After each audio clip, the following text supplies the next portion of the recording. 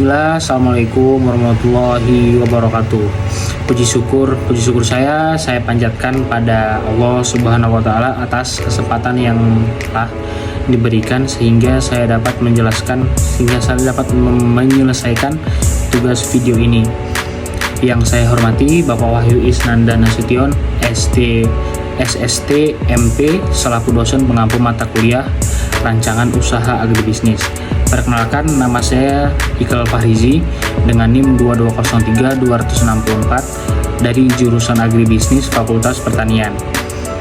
Di sini saya akan menjelaskan mengenai materi tentang analisis 4P, yaitu produk, price, place, dan promotion. Yang akan saya jelaskan melalui produk yang saya akan buat dan teman-teman kelompok saya.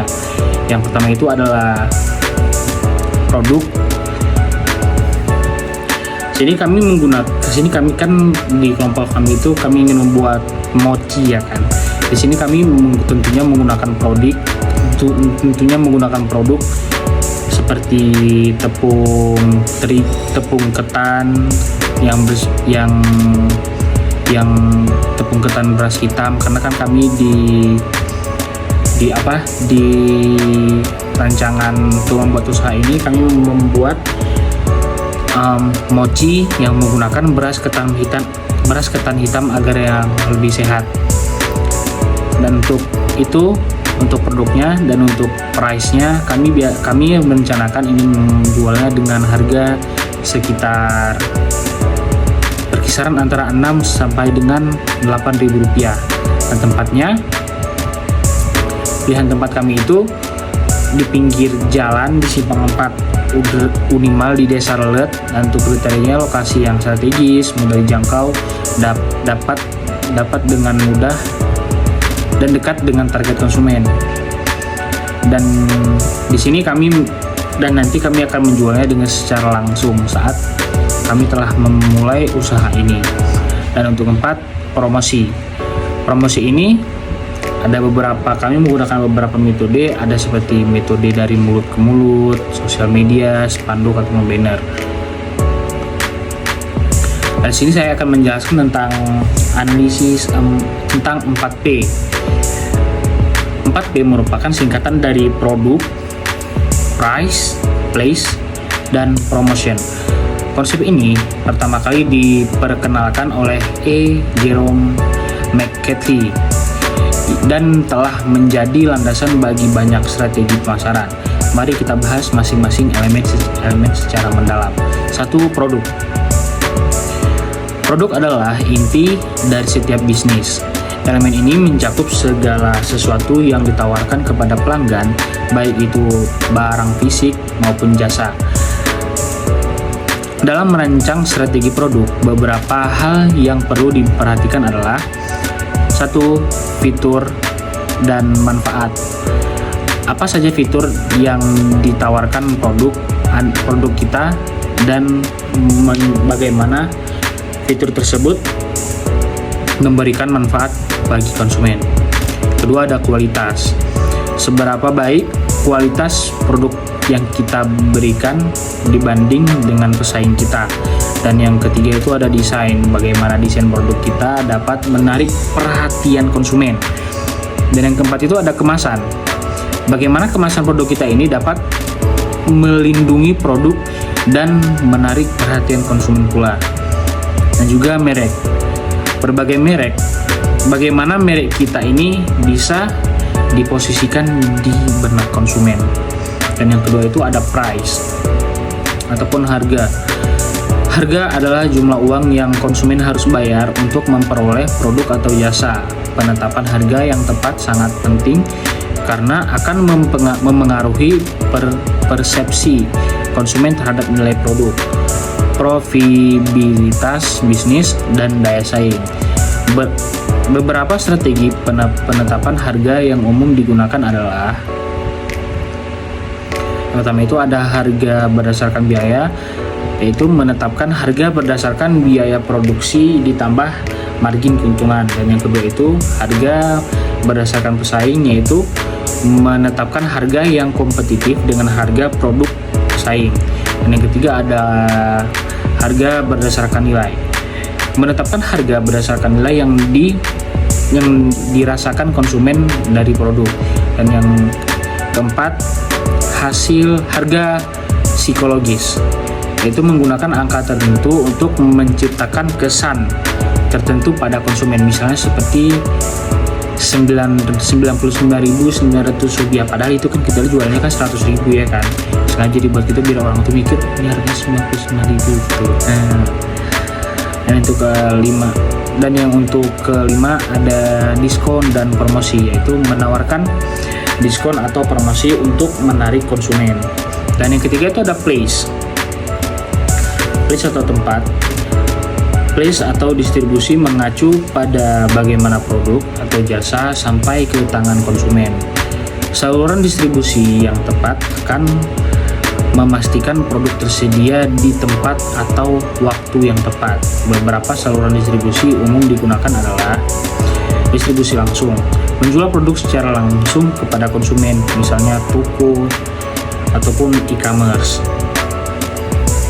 Dan yang kedua, distribusi tidak langsung, menjual produk melalui perantara, misalnya seperti grosir ataupun pengecer.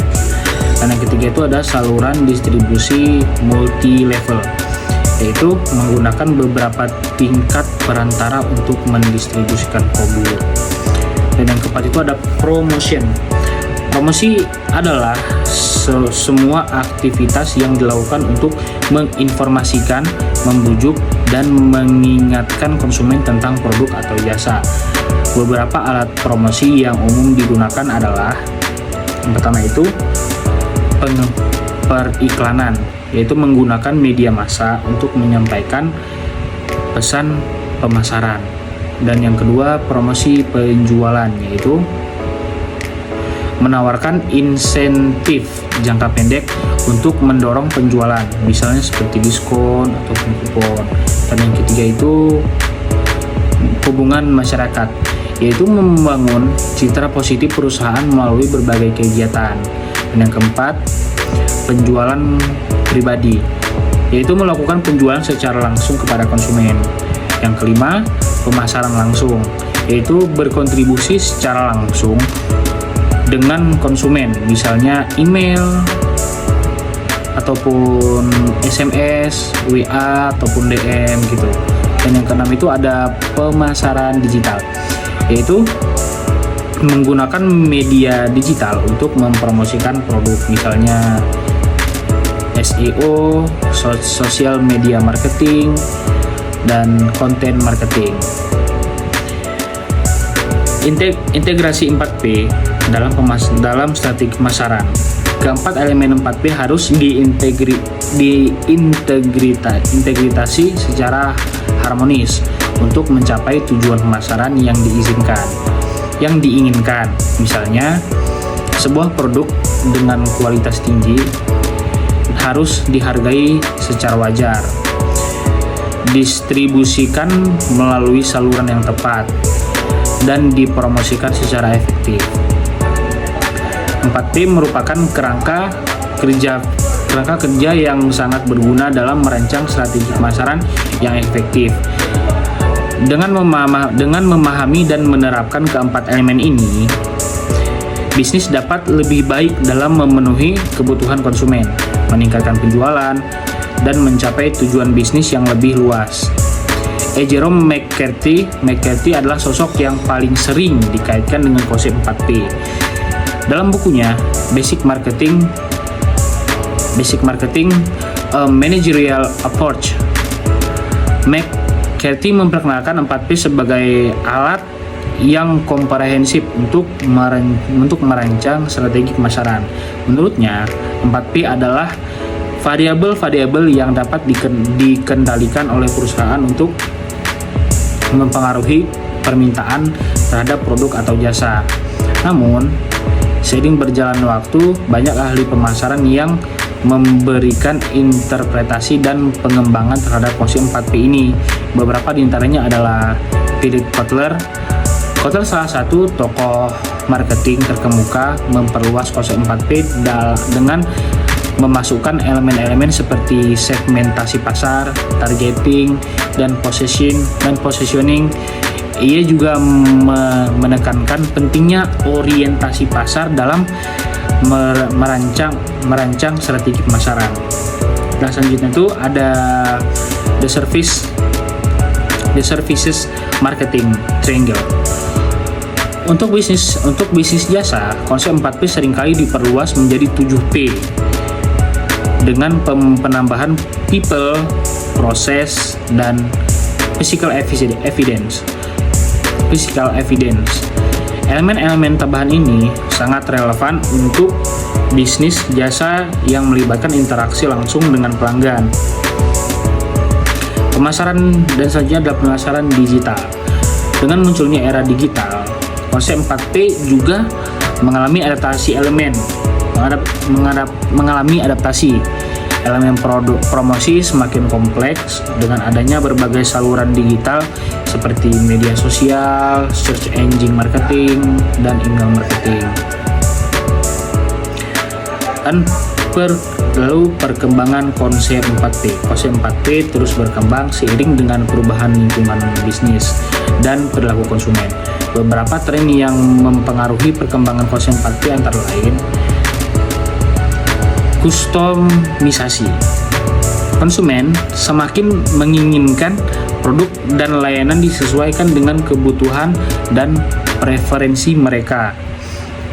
Dan kedua ada digitalisasi.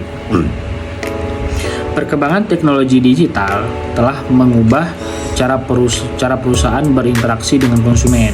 Dan yang ketiga itu ada e-commerce. Pertumbuhan e-commerce telah merubah saluran distribusi dan perilaku konsumen. Dan yang keempat itu ada sustainability. Konsumen semakin peduli terhadap lingkungan dan keberlanjutan. 4P adalah konsep dasar dalam pemasaran yang terdiri dari produk, harga, tempat, dan promosi. Konsep ini dapat diterapkan pada berbagai jenis bisnis, termasuk usaha Akatsuki Mochi ini. Mari kita bahas satu persatu. Untuk produk, varian rasa. Jangan hanya berhenti pada rasa original. Berikan varian rasa yang menarik seperti rasa durian, keju, dan lain-lain. Dan untuk ukuran, tawarkan berbagai ukuran porsi untuk mengakomodasi kebutuhan konsumen yang berbeda, mulai dari porsi kecil untuk cemilan hingga porsi besar untuk makan bersama. Dan ketiga, kualitas bahan baku.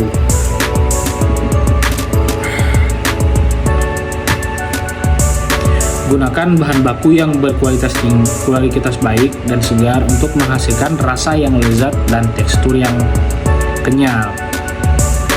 Yang keempat juga kemasan. Gunakanlah kemasan yang menarik, higienis, dan praktis. Misalnya kemasan seperti kotak yang didesain unik atau kemasan plastik yang kedap udara. Dan yang kelima itu ada produk tambahan. Selain mochi yang kami fokuskan itu pada tepung beras ketan, kami juga mempertimbangkan untuk mengadakan produk aslinya. Seperti kayak mochi yang biasa itu kan biasa digunakannya dari tepung ketan biasa kan, yang ketan putih. Karena kita juga tidak tahu apakah konsumen itu suka dengan tepung beras ketan yang hitam. Jadi kami juga menyediakan tepung beras ketan yang biasa. Lanjut dan itu tadi adalah dari produknya. Yang pertama kan yang P yang pertama, dan yang kedua ada price ataupun P yang kedua. Harga pokok penjualan. Poin yang pertama itu harga pokok penjualan ataupun HPP. Hitunglah semua biaya produksi, termasuk bahan baku, tenaga kerja, dan biaya overhead. Dan poin yang kedua, harga jual. Tentukan harga jual yang menguntungkan, namun tidak kompetitif dengan harga produk serupa di pasaran. Dan yang poin ketiga itu strategi penetapan harga. Untuk kayak harga, poin pertama itu di strategi penetapan harga ini ada harga psikologis. Misalnya menjual mochi itu dengan harga 6.000 atau 8.000 untuk memberikan kesan harga yang terjangkau. Di sini kita tahu kenapa harganya itu lebih mahal dari yang produk biasa. Seperti kayak mochi yang biasa itu kan harganya berkisaran antara 4.000 dan 5.000 rupiah. Tapi kami di sini karena menggunakan bahan baku yang lebih sehat, yaitu beras ketan tepung, beras ketan hitam, jadi kami tentunya harus menambahkan harga yang lebih tinggi. Dan juga bundling, menawarkan paket hemat dengan membeli beberapa porsi mochi. Dan yang poin ketiga dari pemasaran penetapan harga, promosi harga, memberikan diskon atau potongan harga pada waktu-waktu tertentu. Dan untuk poin yang ketiga dari 4P ini yaitu place ataupun tempat. Di poin yang pertama, lokasi. Pilih lokasi yang strategis seperti dekat sekolah, kampus, pusat perbelanjaan, atau area ramai lainnya. Yang ke poin kedua, gerobak ataupun apa ya itu namanya, kayak box gitu kan, yang biasanya sekarang orang banyak jualan di situ kan. Nah, desain gerobak yang menarik dan mudah dikenali. Pastikan gerobak selalu bersih dan terawat. Dan poin yang ketiga, kolaborasi. Bekerjasama dengan warung makan, kafe, atau minimarket untuk mendistribusikan produk kita. Dan yang keempat itu online. Memanfaatkan platform pesan antar makanan seperti GoFood, GrabFood, ataupun Shopee Food untuk menjangkau pelanggan yang lebih luas. Dan yang kelima itu ada event. Ikut serta dalam acara-acara kuliner ataupun komunitas untuk memperkenalkan produk kita. Dan untuk yang keempat itu dari 4P itu ada promosi ataupun promotion. Di poin yang pertamanya, media sosial. Kita bisa mempromosikannya dari media sosial, contohnya kayak kita buat akun media sosial yang menarik dan aktif untuk mempromosikan produk kita. Dan untuk poin kedua, kita juga membuat konten menarik. Buat konten yang menarik seperti video tutorial memasak mochi, tips membuat adonan mochi yang lembut dan kenyal, ataupun testimoni pelanggan. Dan selanjutnya kita bisa menggunakan influencer atau kolaborasi dengan food vlogger atau influencer lokal untuk mempromosikan produk kita. Dan yang keempat itu ada promosi langsung. Contohnya itu kayak kita bagiin brosur-brosur ataupun sampel produk secara gratis. Dan yang kelima ada produk loyalitas. Di situ kita bisa ngasih kartu atau aplikasi yang memungkinkan pelanggan mengumpulkan poin untuk mendapatkan diskon atau hadiah. Dan yang keenam itu ada event. Adakan lomba foto atau kuis berhadiah di media sosial. Contoh penerapan strategi, dan selanjutnya kita akan bahas tentang contoh penerapan strategi pemasaran 4P untuk usaha Akatsuki Mochi ini. Misalnya kita ingin menargetkan remaja ataupun mahasiswa yang menyukai makanan ringan dan sadar akan kesehatan. Berikut adalah contoh penerapan strategi 4P-nya. Strategi pemasaran 4P-nya. Produk. Luncurkan mochi dengan varian rasa unik seperti rasa yang cocok dengan mereka. Contohnya kayak di Aceh itu banyak mereka yang suka durian mungkin, ataupun rasa yang lain yang familiar dengan rasa yang mereka sukai, coklat ataupun matcha, coklat, dan lain-lainnya. Dan untuk price-nya, harganya tawarkan harga yang terjangkau dengan harga paket hemat untuk pembelian beberapa porsi. Dan place ataupun tempat jual melalui aplikasi pesan antar makanan dan bekerjasama dengan kafe kekinian. Dan yang keempat itu ada promosi. Buat konten menarik di TikTok dan Instagram. Kolaborasikan dengan food vlogger remaja dan tawarkan diskon khusus untuk pelajar ataupun mahasiswa. Dan integrasi 4P. Keempat, elemen 4P harus diintegrasikan secara harmonis untuk mencapai tujuan pemasaran yang diinginkan. Misalnya roti goreng, misalnya mochi dengan varian rasa unik. Itu kan tadi yang produk kan. Terus dihargai secara kompetitif, itu yang di price-nya. Terus dijual melalui aplikasi pesan antar makanan, itu Place, dan dipromosikan melalui media sosial ataupun promosi. Dan kesalahan umum dalam penerapan 4P yaitu ada beberapa poin.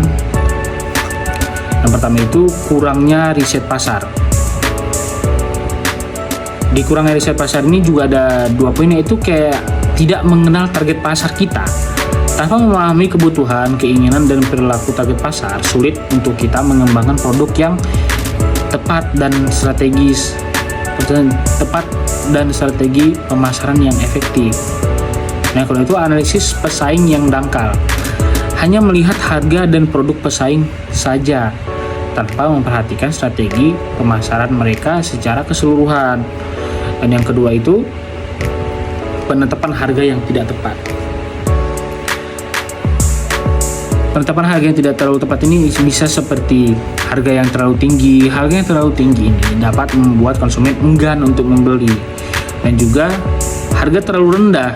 Harga yang terlalu rendah dapat memberikan kesan kualitas produk yang rendah dan satu lagi tidak memperhitungkan biaya produksi.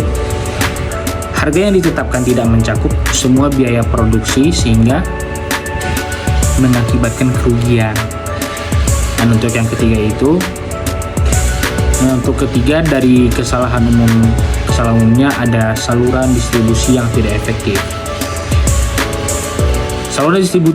Saluran distribusi yang tidak efektif ini contohnya seperti tidak sesuai dengan target pasar, misalnya menjual produk premium di pasar tradisional. Dan yang kedua itu contohnya itu logistik yang buruk. Masalah dalam pengiriman dan penyimpanan produk dapat merusak reputasi merek. Dan yang keempat, promosi yang tidak ramah. Contohnya itu pesan yang tidak jelas. Pesan yang tidak jelas ini kayak pesan promosi tidak jelas dan tidak membedakan produk dengan pesaing. Juga itu contohnya itu media promosi yang salah. Kita tuh menggunakan media promosi yang tidak sesuai dengan target pasar kita. Dan selanjutnya anggaran promosi yang tidak efektif. Kita tuh mengalokasikan anggaran promosi pada kegiatan yang tidak memberikan hasil yang signifikan. Dan untuk yang kelima itu kurangnya integritas 4P. Sini tuh misalnya setiap elemen 4P berjalan sendiri-sendiri, tidak ada keselarasan antara produk, harga, tempat, dan promosi. Dan contohnya juga tidak ada evaluasi. Tidak melakukan evaluasi terhadap efektivitas strategi pemasaran yang dilakukan. Contoh kesalahan dalam usaha mochi. Saya di produknya membuat terlalu banyak varian rasa tanpa memperhatikan preferensi konsumen. Dan harganya menetapkan harga yang terlalu tinggi dibandingkan dengan pesaing dan yang menawarkan produk serupa. Dan tepatnya hanya menjual di satu lokasi tanpa mempertimbangkan potensi pasar di lokasi yang lain. Dan yang keempat itu promosi, terlalu fokus pada promosi diskon tanpa membangun brand image yang kuat. Tadi kan kita udah menjelaskan tentang kesalahan-kesalahan yang biasa dilakukan di 4P ini. Nah, sekarang kita akan menjelaskan tentang cara mencegah kesalahan. Kita tuh bisa melakukan riset pasar secara mendalam, kenali target pasar, saing, dan tren pasar. Juga kita bisa tentukan tujuan pemasaran yang jelas, apa yang ingin dicapai dengan strategi pemasaran. Dan selanjutnya kita itu bisa integrasikan keempat elemen 4P. Pastikan semua elemen saling mendukung dan saling melengkapi. Juga kita itu bisa melakukan evaluasi secara berkala. Lakukan evaluasi secara berkala untuk melihat apakah strategi pemasaran yang telah dilakukan itu efektif. Untuk yang selanjutnya itu beradaptasi dengan perubahan. Pasar yang selalu berubah. Jadi, bersiaplah untuk menyesuaikan strategi pemasaran kita.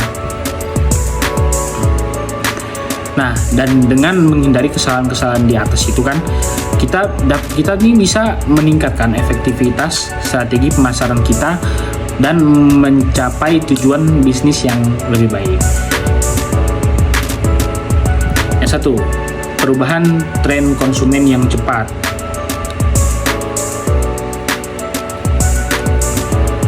Tanggapan preferensi konsumen terus berubah, terutama generasi muda yang sangat dipengaruhi oleh tren dan pengaruh media sosial. Nah, untuk solusinya itu, pantau media sosial, ikuti tren dan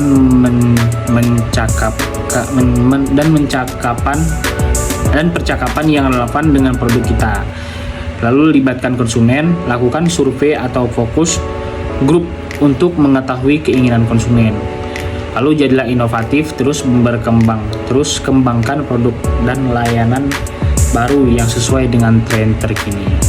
Dan yang kedua itu, persaingan yang tidak seimbang. Di tantangannya itu, perusahaan besar dengan sumber daya yang lebih besar dapat dengan mudah menyaingi bisnis kecil. Nah, untuk solusinya itu kita bisa fokus pada niche market, cari segmen pasar yang belum terjamah oleh pesaing besar. Dan kita itu juga bisa bangun merek yang kuat, buat merek yang unik dan mudah diingat. Dan kita juga bisa kolaborasi, jalin kerjasama dengan bisnis lain untuk memperluas jangkauan pasar. Dan yang ketiga itu, regulasi pemerintah yang berubah. Tantangannya itu perubahan peraturan pemerintah seperti pajak, standar produk, atau izin usaha dapat berdampak signifikan pada bisnis. Dan sini kita juga mengambil solusi, yaitu seperti ikut mengembangkan regulasi, seperti update informasi mengenai perubahan regulasi yang relevan dengan bisnis kita. Dan juga kita bisa konsultasikan dengan ahli hukum. Jika diperlukan, konsultasi dengan ahli hukum akan memastikan kepatuhan terhadap peraturan. Yang keempat itu krisis global. Tantangan kayak pandemi, bencana alam, atau konflik global dapat mengurangi rantai pasok, mengurangi daya beli konsumen, dan mengubah perilaku konsumen. Dan di sini tuh kita bisa mengambil solusi buat rencana kontingensi, persiapkan rencana untuk menghadapi berbagai skenario krisis. Dan juga kita bisa mengambil solusi diversifikasi pemasok. Jangan terlalu bergantung pada satu pemasok. Dan juga kita bisa mengambil solusi tingkatkan ketahanan bisnis buat bisnis kita lebih fleksibel dan adaptif. Dan yang kelima itu etika bisnis dan tanggung jawab sosial. Dan di tantangannya, konsumen semakin peduli dengan etika bisnis dan tanggung jawab sosial perusahaan. Solusinya kita bisa terapkan praktik bisnis yang etis, junjung tinggi nilai-nilai kejujuran, transparansi, dan keberlanjutan. Juga kita bisa mengambil solusi dukung program CSR, libatkan diri dalam kegiatan sosial yang bermanfaat bagi masyarakat. Yang keenam itu pengukuran kinerja yang sulit. Di sini tantangannya itu mengukur efektivitas strategi pemasaran seringkali sulit, terutama untuk pemasaran digital. Nah, di sini kita mengambil solusi, yaitu tentukan metrik yang tepat. Pilih metrik yang relevan dengan tujuan pemasaran kita. Dan juga kita bisa mengambil solusi, gunakan alat analisis, manfaat berbagai alat analisis untuk mengukur kinerja pemasaran. Dan yang ketujuh itu ada perubahan iklim dan keberlanjutan. Di sini itu tantangannya itu perubahan iklim dan kesadaran akan keberlanjutan semakin meningkat, mendorong konsumen untuk memilih produk yang ramah lingkungan. Dan di sini tuh solusinya kita bisa mengadopsi praktik bisnis yang berkelanjutan, gunakan bahan baku yang ramah lingkungan, kurangi limbah, dan efisiensikan penggunaan energi. Dan juga kita bisa mengambil solusi komunikasikan komitmen terhadap keberlanjutan, informasikan kepada konsumen tentang upaya kita dalam menjaga lingkungan. Dan yang ke-8 tantangan dalam mengelola tim pemasaran. Di sini itu tantangannya membangun dan mempertahankan tim pemasaran yang efektif dapat menjadi tantangan tersendiri. Solusinya, kita bisa merekrut orang yang tepat, jadi orang-orang yang memiliki keahlian dan semangat yang sama. Juga kita bisa berikan pelatihan, tingkatkan kemampuan tim melalui pelatihan dan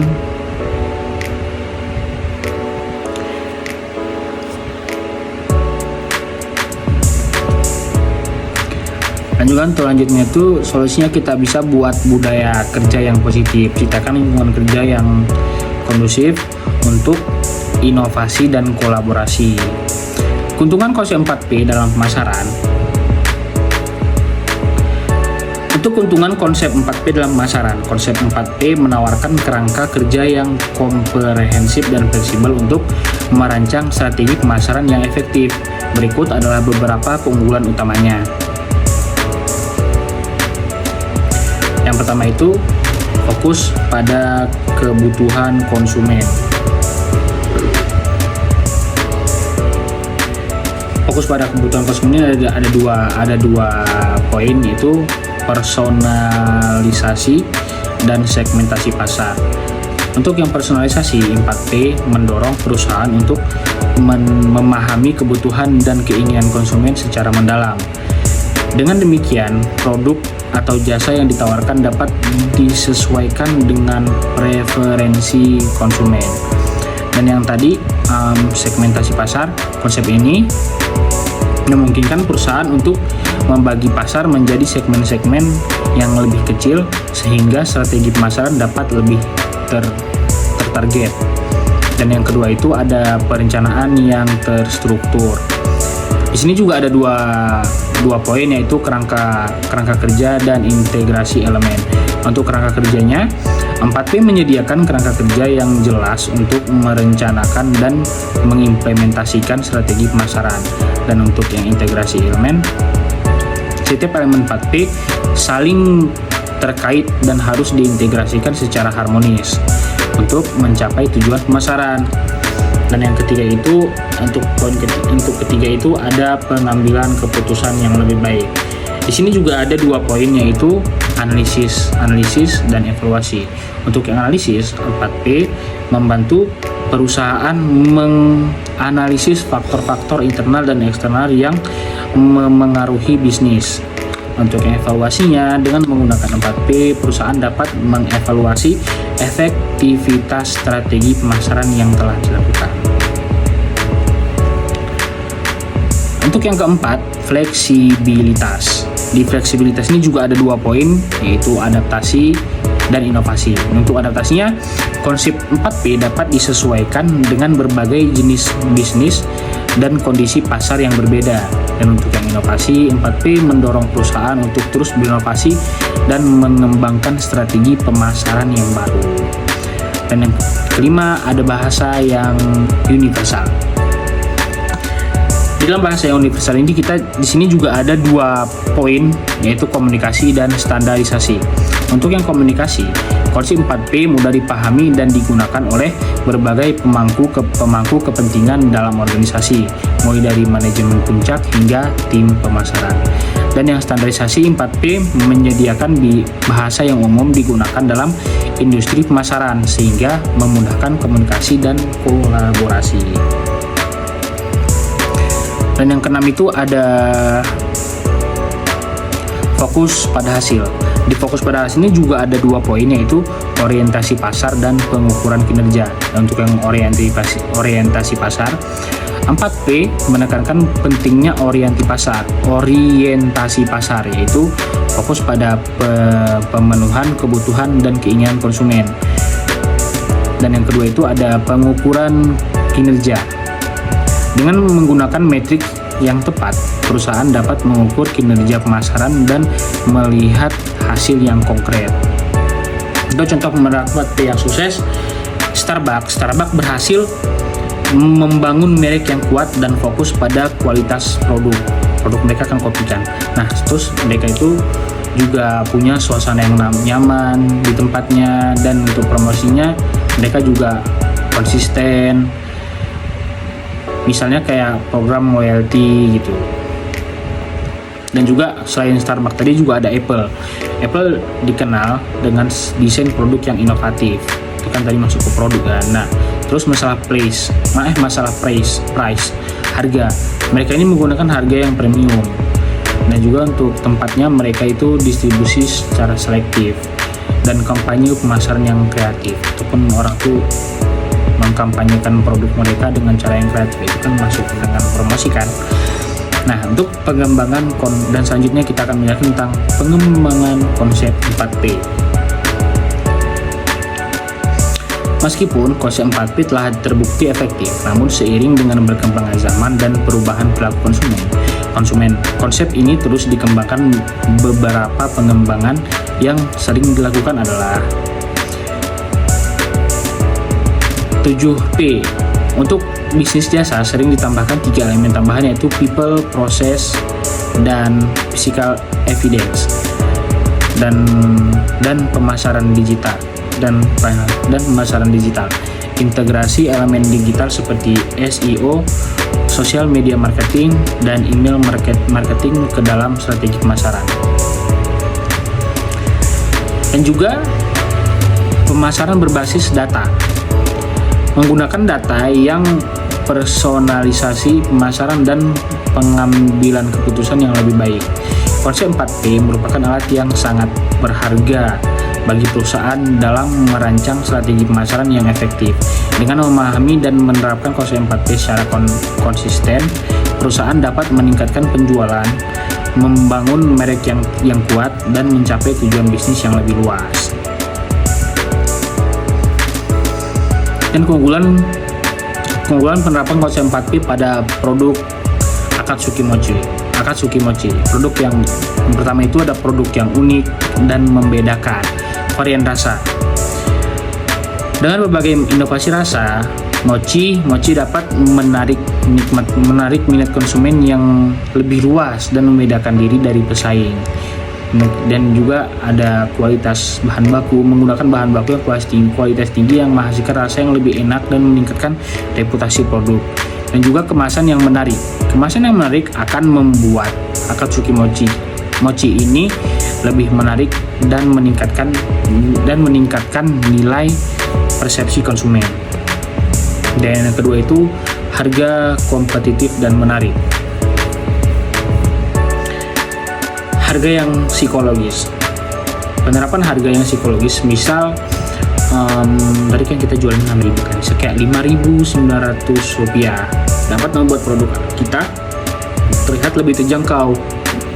Dan juga promosi harga, diskon atau paket hemat dapat menarik minat konsumen untuk mencoba produk kita. Dan juga fleksibilitas harga dapat disesuaikan dengan lokasi penjualan dan target pasar. Dan yang ketiga itu ada distribusi yang strategis.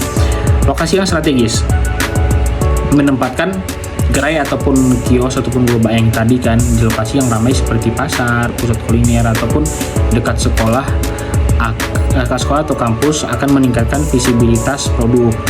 Dan lanjutnya ada kerjasama dengan mitra. Bekerjasama dengan warung makan atau kafe dapat memperluas jangkauan pasar. Dan juga penjualan online, platform seperti GoFood, GrabFood memungkinkan kita menjangkau konsumen yang lebih luas. Dan yang keempat itu adalah promosi yang efektif.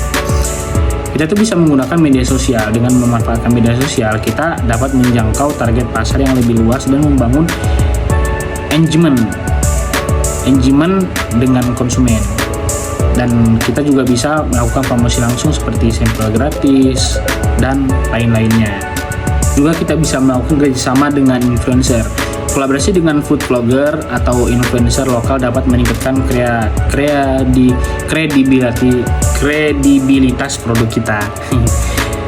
Dan keuntungan lainnya yang didapatkan dari penerapan konsep 4P ini, peningkatan penjualan dapat dengan produk yang menarik, harga yang kompetitif, distribusi yang luas, dan promosi yang efektif. Penjualan mochi ini akan meningkat. Dan dan bisa juga membangun brand yang kuat.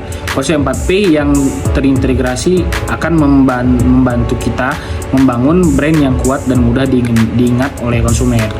Dan juga keuntungannya itu meningkatkan loyalitas pelanggan dengan memberikan produk dan layanan yang berkualitas. Kita dapat mempertahankan kesetiaan pelanggan. Dan sini juga keuntungannya itu dapat menghadapi persaingan. Dengan pemahaman baik tentang konsep 4P, kita dapat mengembangkan strategi pemasaran yang efektif untuk menghadapi persaingan yang semakin ketat. Baik, dan mungkin hanya ini yang dapat saya jelaskan tentang promosi 4P, tentang penjelasan tentang 4P ini, apa tadi, tentang produk, price, place, dan promosi. Mungkin hanya ini yang dapat saya sampaikan. Selebihnya saya mohon maafkan jika ada kesalahan ataupun kesalahan kata. Saya mohon ampun kepada Tuhan. Saya akhiri, wabillahi taufiq wal hidayah. Wassalamualaikum warahmatullahi wabarakatuh.